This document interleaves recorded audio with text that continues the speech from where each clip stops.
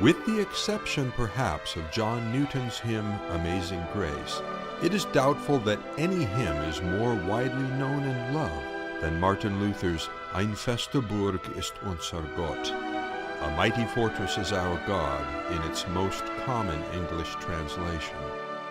The text and tune were written by Martin Luther sometime between 1527 and 1529.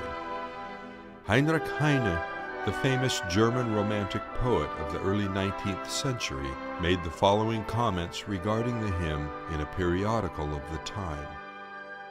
Not less remarkable, not less significant than his prose works are Luther's poems, those stirring songs which, as it were, escaped from him in the very midst of his combats and his necessities, like a flower making its way from between rough stones, or a moonbeam gleaming amid dark clouds. Luther loved music. Indeed, he wrote treatises on the art. Accordingly, his versification is highly harmonious, so that he may be called the Swan of Eisleben. Not that he is by any means gentle or swan-like in the songs which he composed for the purpose of exciting the courage of the people. In these he is fervent, fierce. The hymn which he composed on his way to Worms, and which he and his companions chanted as they entered that city, is a regular war song. The old cathedral trembled when it heard these novel sounds. The very rooks flew from their nests in the towers. That hymn, the Marseillaise of the Reformation, has preserved to this day its potent spell over German hearts. The actual details of what motivated Luther to write this stirring paraphrase of Psalm 46 is unclear. There are several other theories besides Heine's explanation. Some feel it was written by Luther in honor of a friend who was executed by authorities in 1527.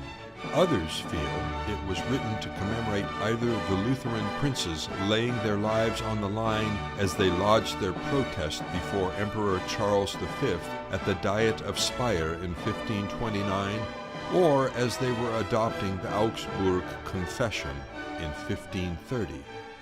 One theory even suggests that it was written to inspire the forces currently battling against the Ottoman Turks invading Eastern Europe. Whatever Luther's motivation may have been, it has remained a source of greatest inspiration and encouragement for God's people during difficult times, and has been translated into many different languages. Starting with the English reformer and scholar Miles Coverdale in 1539, it has been translated into English alone over 70 times, perhaps the most familiar translation being provided by Frederick H. Hedge in 1853. Over the 500 years since the Reformation, it has found its way into the musical tradition of almost all Christian denominations, including the Roman Catholic Church. Its theme has been integrally used in a large number of musical compositions over the ensuing centuries. You have been listening to an extract from the fourth movement of Felix Mendelssohn Bartholdy's Fifth Symphony, the Reformation Symphony, written in 1830 in honor of the 300th birthday of the Augsburg Confession.